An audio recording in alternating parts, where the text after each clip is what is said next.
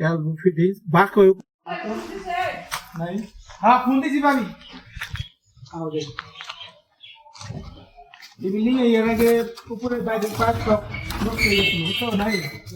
নষ্ট হয়ে গেছে তো আগে মিস্ত্রি ঠিক করছে ঠিক করে গিজার লাগাই গেছে গিজার লাগানোর পরে আবার সমস্যা হয়েছে পরে আবার আমি গিজার লাগাইছি কথা বুঝছো এখন বিষয় কি হতো এদিকে দেখা তো পাচ্ছে এই যে পাইপ দিলে গইলে পানি হিটে গইলে ওই যে এটা এখন ওকে দেখা হচ্ছে দেখছো পাইপ কেমন বাঁকা হয়েছে বাঁকা হয়ে পাইপে যে ডাইরেক্ট গুলে পড়ে গেছে ঠিক আছে নাই কাজটা অনেকদিন ধরে করো এই লাইনটা কি করছে এদিকে না ফল ছাদ হইলো গরম পানির গিজারের ইনপুট লাইন দিলে ওটা ঢুকাইছে কথা বুঝছো ইনপুট লাইন ঢুকাইছে এবং ওই জায়গা থেকে এই যে দুটা লাইন না পাশাপাশি দুটা বাথরুম ঢুকাইছে কথাটা খেয়াল করো এবং মেন লাইনটা আমার নিজ দেওয়া হয়তো অন্য জায়গায় কোনো জায়গায় দিচ্ছি টাঙ্কি থেকে তাই না এখন আমার কথা হইলো কথাটা খেয়াল করো ওই গিজারের ভিতরে কিন্তু আমরা ইনলাইনে ঠান্ডা লাইনে প্রেসার বাল্ব লাগাইছি যে পানি গিজারে ঢুকতে পারবো বাইরে যেতে পারবো না তাহলে আমার ওই দিকে ইনলাইন ঠিক আছে ইনলাইনে তো ব্যাগ দেওয়ার সম্ভাবনা নাই গিজার কালকে তুলছি তাও দেখছি সম্ভাবনা নাই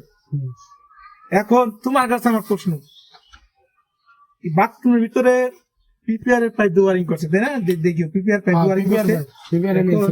এই বাথরুমের ভিতর থেকে তোমার গরম পানি ঠান্ডা পানি দুইটা চাবি আছে না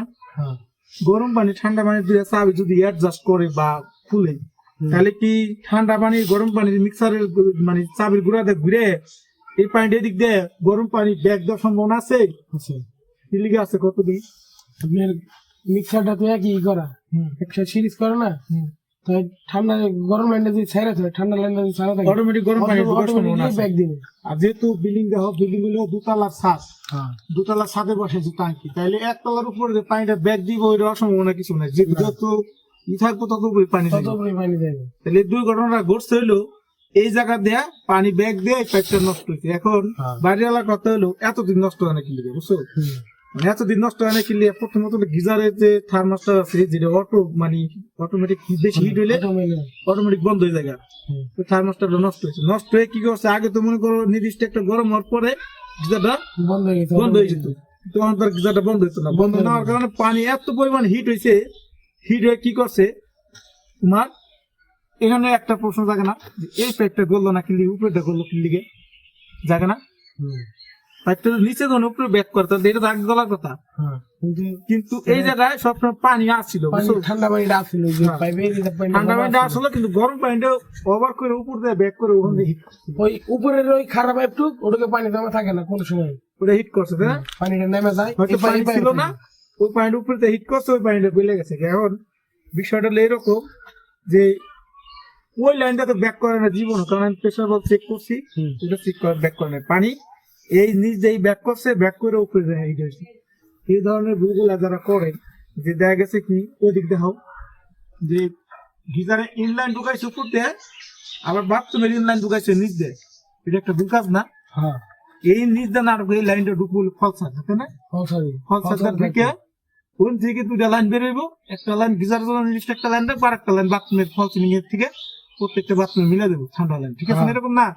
যদি ওইরকম ভাবে হইতো তাহলে তো এই দুর্ঘটনার সমস্যাটা হইতো না হইতো এই বিষয়গুলো অনেক বাইরে আলাদা বুঝলো না যে অনেকে মনে করে যে হ্যাঁ মন্তব্য বললো এতদিন চলছে চলে নাকি এতদিন তো হিটার সমস্যা আসছিল না হিটার যে থার্মাস্টার প্রোটেক্টরটা যে অতিরিক্ত হিট হলে বন্ধ হয়ে যাবে ওইটা কাজ করছে পরবর্তী যে হিটারটা আনছে ওই হিটারটা হলো অটোটা নষ্ট সেই কারণে পানি অতিরিক্ত হিট হইতে হিট হয়ে করছে কি এই যে পাইপ গুলা দেখাই কি পরিমাণ মানে হিট হয়েছে হিট গইলে প্রত্যেকটা পাইপের থ্রি রেট এবং এলবো ফিটিংস বাক হয়ে উপর থেকে সরাসরি পড়ে গেছে লুজ হয়ে পড়ে গেছে তাই না এখন তুমি কি করবা যেটা হয়েছে তুমি আচ্ছা বাইরে গেট তো বন্ধ না